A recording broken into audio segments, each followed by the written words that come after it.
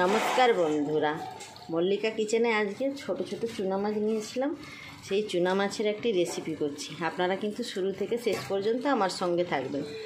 কড়াইতে তেল দিয়ে দিয়েছি, তেলটা কিন্তু গরমও হয়ে গেছে। এবার চুনা মাছগুলো আমি ভাজা করে নিচ্ছি।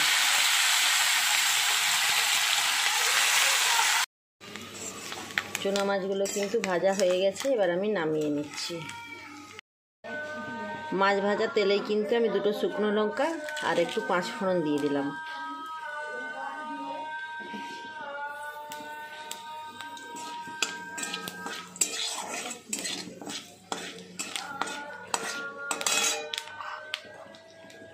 আর দিয়ে দিচ্ছি একটু পেঁয়াজ। পেঁয়াজটা কিন্তু বেশি ভাজাভুজি করবো না, হালকা একটু নেড়ে নিলাম। এবার উচ্ছে আর বেগুন কেটে ধুয়ে রেখেছিলাম, এটা দিয়ে দিলাম। দিয়ে এটা ভালো করে নাড়াচাড়া করে নিচ্ছি। এবারে একটা ঢাকনা চাপা দিয়ে দিলাম। এবার আমি ঢাকনাটা খুলে নিচ্ছি।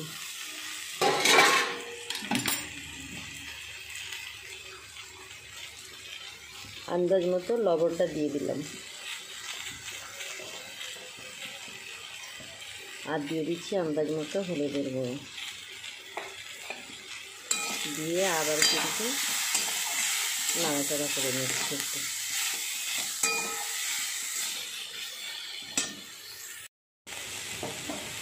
এবারে আমি সর্ষে বাটা 1 চামচ দিয়ে দিচ্ছি।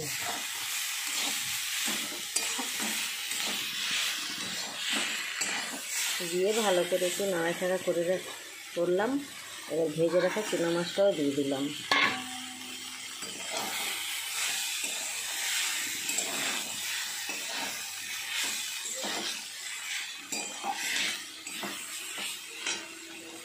এবারে একটু মশলা ধোয়া জলটা দিয়ে দিচ্ছি।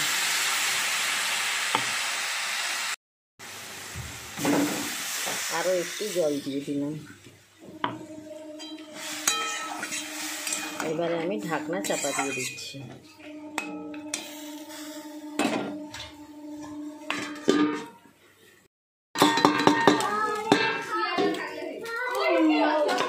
এবারে আমি ঢাকনাটা খুলে নিচ্ছি।